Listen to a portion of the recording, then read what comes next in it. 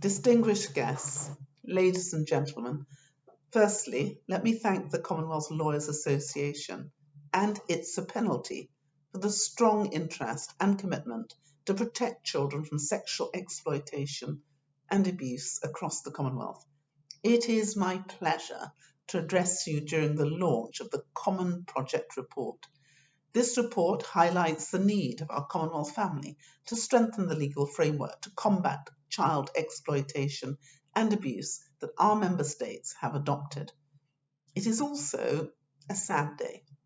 Today, we acknowledge that despite the effort put in place by different actors such as parents, governments, academics, civil society, and media to protect young people from sexual exploitation, we are still lagging. What is emerging across the Commonwealth is a catalogue of serious systemic abuse by those who believe they are above the law. The COVID-19 pandemic has exacerbated the situation, with schools closed and many children spending more time at home than usual. There was an increase in reported cases of child abuse during the pandemic. That is not only sad, but also disturbing, because we must seek truth and justice for our children's safety and protection. The truth is that we need to do more, far more, than reform the legal system.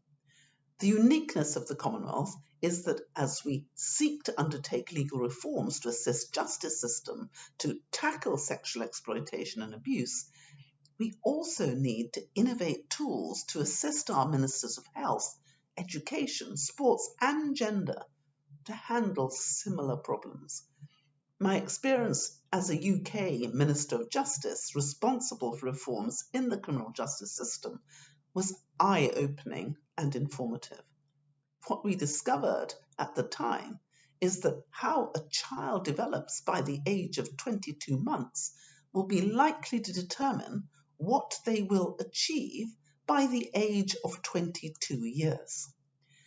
As ministers, we crafted a plan to reform programs including childcare, teenage after-school programs, and support initiatives for young adults. In effect, our effort and innovation allowed millions of young people to grow up without going through the criminal justice system due to actions that paid attention to children. Our efforts must be direct and robust to target children at a very young age up to when they are developed to whole adults. Technology has also come up with a new challenge for our young people. Most of our children have access to the internet. There are those who are now targeting to abuse children through social media platforms.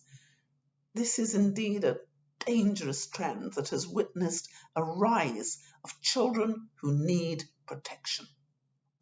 By combining our advocacy role, the Commonwealth Lawyers Association and the Secretariat can play a pivotal role in advocating for safe Commonwealth for our young people, including children and girls who are the most vulnerable.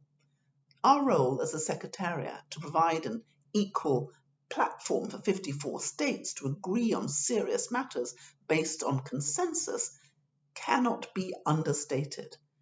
The Commonwealth is a great example of what multilateralism can achieve. 2.6 billion people coming together with common goals and similar vision.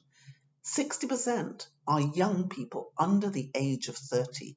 32 out of 42 small states are part of the Commonwealth. It is our diversity, unity, shared history, common law linkages, and purpose to achieve the Commonwealth values is what has made us much stronger. When I became Secretary General of the Commonwealth in 2016, I felt compelled to dedicate my work to the most vulnerable people across the Commonwealth who are faced with gender-based violence. Since then, I have led initiatives with the objective of protecting children and young people from exploitation. I can share a few initiatives that are close to my heart. The Commonwealth Says No More is an initiative to bring together the Secretariat and the No More Foundation. Our purpose is to prevent domestic and sexual violence, deliver grassroots projects, train community leaders, and provide awareness resources. Through this initiative, our member states have been able to access toolkits on prevention of domestic violence and sexual violence through campaigns and advocacy. The Secretariat, through its Sports for Development section, with support from the Rule of Law section, is also working on the development of position of trust model legislation to help safeguard children. This work is being carried out in partnership with UNICEF UK and DLA Piper UK and aims to strengthen position of trust legislation in Commonwealth countries. These two initiatives are part of the efforts to work together in a multi-sectorial approach to achieve one common goal: to protect our children from sexual exploitation and abuse. My challenge to the Secretariat and our partners today is to see how we can plug and play this report that we are launching to deliver greater success to protect our children. How can this report be a toolkit for our members to utilise as a model to draft better legislation or develop safer programmes for our children? As Secretary General of the Commonwealth, I committed to serve 54 states to fulfil the mandate of the heads of states and the Commonwealth Charter. Our Commonwealth is committed to a world where young people can thrive, sexual exploitation and abuse hinders growth of children. If not us, who? And if not now, when?